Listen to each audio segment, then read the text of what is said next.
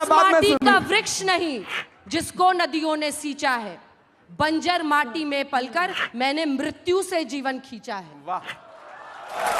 हाँ। जख्म पर जख्म खा के निकले हैं, ये संगीत वाले भी जो साथी बैठे हैं मुझे उनका भी साथ मिले कि जख्म पर जख्म खा के निकले हैं, हाँ मगर मुस्कुरा के निकले हैं। सर झुकाने का हुक्म जब आया,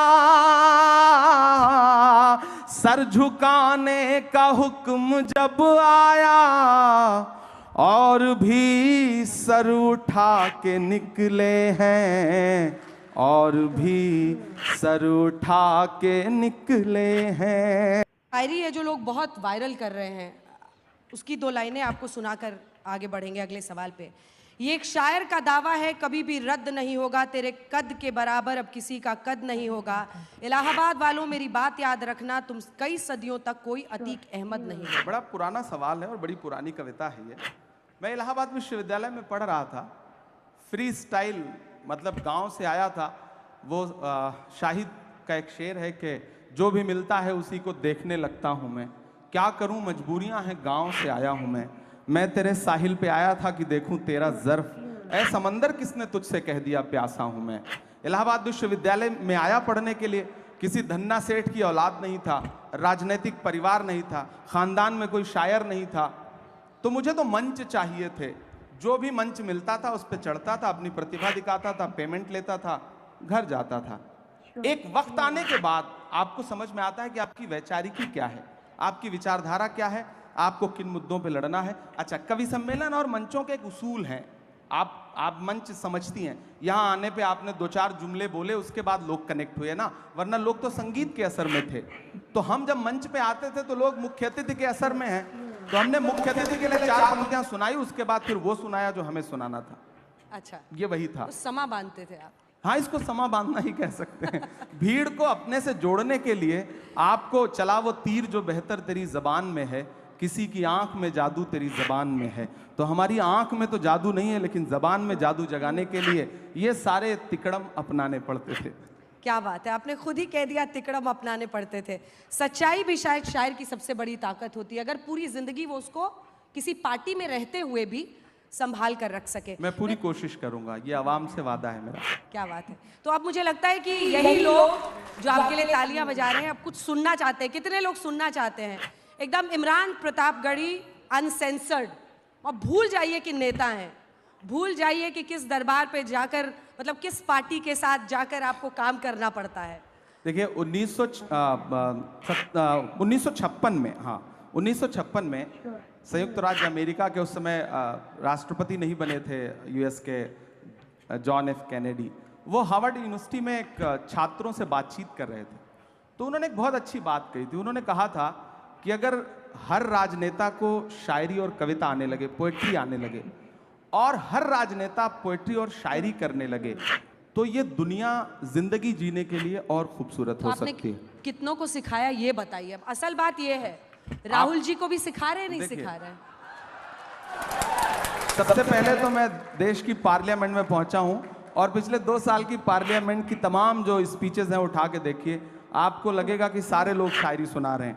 खरगे साहब शायरी सुना रहे हैं, धनखड़ साहब शायरी सुना रहे हैं। एक दिन तो धनखड़ साहब ने, यानी चेयरमैन साहब ने राज्यसभा के, फाइनेंस मिनिस्टर से कहा कि क्या इमरान प्रतापगढ़ी की शायरी पे टैक्स लग सकता है क्या?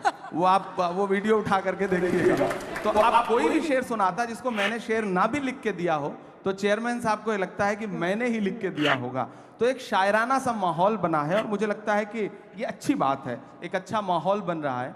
और ऐसा माहौल मुझे लगता है कि मोदी जी भी शायरी सुनाते हैं कभी कभी, सुषमा स्वराज जी थी तो बहुत अच्छे अच्छे अशार सुनाती थी, डॉक्टर मनमोहन सिंह साहब अच्छे अशार सुनाते थे, हाँ लालू जी थे तो बहुत शानदार माहौल रहता था सदन का, आडवाणी जी ने भी कभी कभी शायरी सुनाई है।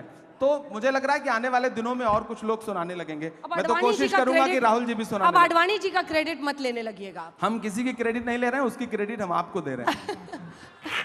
हम उनकी क्रेडिट नहीं लेंगे। हाँ, मैं आपका हुक्म है।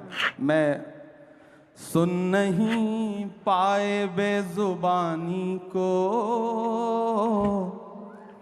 आप समझे नहीं कहानी को, सुन नहीं पाए बेजुबानी को।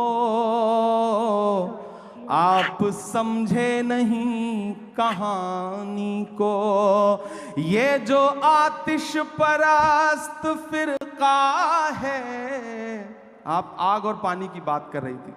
ये जो आतिश परस्त फिरका है, बद्दुआ दे रहा है पानी को। आप समझे नहीं कहानी को और ढूंढ लेती है। मैं दुबई के एक मुशायरे में था, तो वहाँ सारे आसपास पूरी एशिया के लोग सुनने आते हैं। उसमें पड़ोसी मुल्क के भी कुछ सामने बैठे हुए थे। तो मैंने कहा भाई सरहद के इस पार का इमरान हो या सरहद के उस पार का। मैं एक शेर पढ़ रहा हूँ, आपको सच्चा लगेगा कि ढूंढ लेती है हथकड़ी एक दिन, ढूंढ लेती है हथकड़ी एक दिन, ढूंढ लेती है हथकड़ी एक दिन। खेल समझो ना हक बयानी को, आप समझे नहीं कहानी को। और मेरी नई नस्लों आपके नाम ये शेर कि आप चुपचाप जुल्म सहते हैं, आप चुपचाप जुल्म सहते हैं, आप चुपचाप जुल्म सहते हैं। क्या हुआ आपकी जवानी को, क्या हुआ आपकी जवानी को। बद्दुआ दे रहा है पानी को। जी क्या बात है, तालियां बजाइए भाई, जबरदस्त। मतलब मुझे लगता है कि हर कोई एक उम्र में, और आपने युवाओं को खास तौर पर कहा, तो सबके अंदर बहुत आग जलती है, बहुत जोश रहता है धीरे धीरे, लेकिन वो समझता है कि व्यावहारिक तरीका क्या है जीने का। हर किसी को अपना अपना मिला हुआ है हक।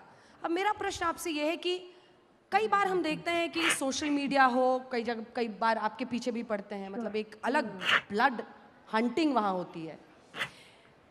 क्या एक ऐसी परिस्थिति बन सकती है जिसमें हर तरह की विचारधारा का सम्मान हो? मैं मानती हूँ कि कई लोग सोशल मीडिया पर सिर्फ इसलिए अब आते हैं क्योंकि उनको ब्लड हंटिंग किसी की करनी होती है। मतलब हम कहते हैं कि सड़क पे लिंचिंग ना हो, लेकिन सोशल मीडिया पर एक अलग किस्म की लिंचिंग होती है लोगों की, और सिर्फ उनकी विचारधारा की वजह से। बीच का रास्ता क्या हो सकता है एक शायर की देखिए, नजर सबसे पहली बात तो मैं अपनी नई नस्लों से एक बात कहूंगा, सोशल मीडिया आपकी बात पहुंचाने का एक जरिया भर है, बहस का प्लेटफॉर्म नहीं है। वहां बहस मत करिए। आपको ट्वीट करना है, आपको फेसबुक पे कुछ लिखना है, इंस्टा पे कुछ लिखना है, लिख दीजिए, डाल दीजिए, अपनी बात पहुंचा दीजिए। उस पर रिप्लाई करने मत जाइए, कमेंट पढ़ने की जबरदस्ती कोशिश मत करिए, और पढ़िए भी तो किसी को रिप्लाई मत करिए। आप रिप्लाई करेंगे और आप सोचेंगे कि सामने वाला आपसे सहमत हो जाए, तो वो तो ऑलरेडी उसका तो काम है ना, वो एक पूरी पेड टीम बैठी है। तो ऐसे में उससे बहस मत करिए, लड़िए मत, अपनी बात रख दीजिए, तो शायद बचे रहेंगे। वरना हम सबको झेलना पड़ता है, और बहुत सारे लोगों पे इसका बहुत बुरा असर पड़ता है। हम लोग तो ऐसी दुनिया से आए हैं गांव में कि अगर आपके खिलाफ आपके अच्छे अच्छे जो पोस्ट हैं उस पर जो कमेंट आते हैं, उसको अगर मतलब माँ और पिताजी पढ़ लें तो शायद आपका सोशल मीडिया छुड़वा दें कि बंद करो ये सब, ये क्या तमाशा है। लेकिन आपको जीना भी है, मीडिया तो आपको दिखाएगा नहीं, तो सोशल मीडिया का सहारा भी लेना है। तो ऐसे में हमारे पास माध्यम क्या है? हमें लोगों के पास जाने के लिए एक तो मंच है, दूसरा वो वाला प्रपंच है, तो उससे निपटना ही है। तो आप कैसे पार पा सकते हैं? वो जिसका जिक्र फसाने में था ही नहीं, वो बात इन साहब को बड़ा नागवार गुजरी है। अब बैठे भी हमारे मंच पे हैं, बताइए, यही सुंदरता है। ये नया भारत है, ये घर में घुस के मारता है। यहाँ पे बैठे हैं, मंच हमारा है, और फिर भी शिकायत कर रहे हैं कि हम इनको दिखाते नहीं हैं। शिकायत नहीं कर रहा हूँ, हम लोगों के बीच में बहुत सामान्य बातचीत हो रही है, तो आपको सामान्य तरीके से ही मैं बात कह रहा हूँ।